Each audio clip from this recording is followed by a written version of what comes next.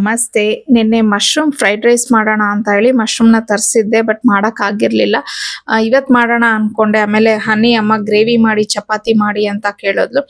ಹಾಗಾಗಿ ಇವಾಗ ಅದನ್ನು ಮಾಡ್ತಿದ್ದೀನಿ. ಫಸ್ಟ್ ನಾನೊಂದು ಪ್ಯಾನ್ಗೆ ಸ್ವಲ್ಪ ಬೆಣ್ಣೆ ಮತ್ತು ಆಯಿಲ್ ಎರಡನ್ನೂ ಹಾಕ್ಕೊಂಡು ಒಂದು ಸ್ವಲ್ಪ ಜೀರಿಗೆ ಹಾಗೆ ಒಂದೆರಡು ಪಲಾವ್ ಎಲೆನ ಹಾಕಿದ್ದೀನಿ. ಆಮೇಲೆ ಸಣ್ಣದಾಗಿ ಹೆಚ್ಚಿರುವಂಥ ಹಸಿಮೆಣಸಿನ್ಕಾಯಿ, ಸಣ್ಣದಾಗಿ ಹೆಚ್ಚಿರುವಂಥ ಈರುಳ್ಳಿನ ಹಾಕ್ಬಿಟ್ಟು ಚೆನ್ನಾಗಿ ಅದನ್ನು ಫ್ರೈ ಮಾಡ್ಕೊಳ್ಳೋಣ.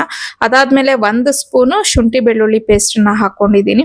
ಆಮೇಲೆ ನಾನು ಒಂದೆರಡು ಟೊಮೊಟೊ ಹಾಗೇನೆ 1 ಇಡಿಯಷ್ಟು ಗೋಡಂಬಿನ ಚೆನ್ನಾಗಿ ನಾನು ಪೇಸ್ಟ್ ಮಾಡಿಕೊಂಡು ಆ ಪೇಸ್ಟನ್ನು ಹಾಕಿ, ಇವಾಗ ನಮಗೆ ನೀರು ಎಷ್ಟು ಬೇಕೋ ಅಷ್ಟು ಇವಾಗಲೇ ಹಾಕೊಂಡ್ಬಿಡ್ಬೇಕಾಗತ್ತೆ. ಆಮೇಲೆ ನೀರೆಲ್ಲ ಹಾಕೋಕ್ಕೆ ಹೋಗಬಾರ್ದು. ಸೊ ಅದನ್ನು ಚೆನ್ನಾಗಿ ಸ್ವಲ್ಪ ಬೆಂದಿದೆ ಅಂತ ಅಂದಾಗ ಇವಾಗ ನಾನು ಅದಕ್ಕೆ ರುಚಿಗೆ ತಕ್ಕಷ್ಟು ಉಪ್ಪು, ಖಾರದ ಪುಡಿ, ಧನಿಯಾ ಪುಡಿ ಹಾಗೆ ಗರಂ ಮಸಾಲ ಇಷ್ಟನ್ನು ಹಾಕ್ಬಿಟ್ಟು ಚೆನ್ನಾಗಿ ಅದನ್ನು ಬೇಯಿಸ್ಕೊತಾ ಇದ್ದೀನಿ.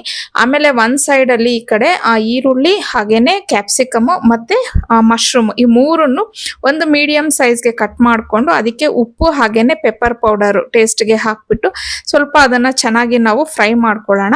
ಆಮೇಲೆ ಫ್ರೈ ಆಗಿದೆ ಅಂತಂದಾಗ ಗ್ರೇವಿನ ನೋಡಿಕೊಂಡು ಆ ಕನ್ಸಿಸ್ಟೆನ್ಸಿನ ಈ ಫ್ರೈ ಮಾಡಿರೋದನ್ನೆಲ್ಲ ಹಾಕಿ ಲಾಸ್ಟಲ್ಲಿ ಕಸ್ತೂರಿ ಮೇಥಿ ಹಾಗೆ ಕೊತ್ತಂಬರಿ ಸೊಪ್ಪನ್ನು ಹಾಕಿದ್ರೆ ತುಂಬಾ ಟೇಸ್ಟಿಯಾಗಿರುವಂಥ ಮಶ್ರೂಮ್ ಗ್ರೇವಿ ಅನ್ನೋದು ರೆಡಿ ಆಗುತ್ತೆ. ಈ ರೀತಿ ಒಂದ್ಸತಿ ಟ್ರೈ ಮಾಡಿ, ತುಂಬ ಡಿಫ್ರೆಂಟಾಗಿ ಚೆನ್ನಾಗಿರತ್ತೆ. ಇನ್ನು ಅದಕ್ಕೆ ಕಾಂಬಿನೇಷನ್ ಆ್ಯಸ್ ಯೂಶುವಲ್ ಚಪಾತಿ ಮಾಡಿದ್ದೆ.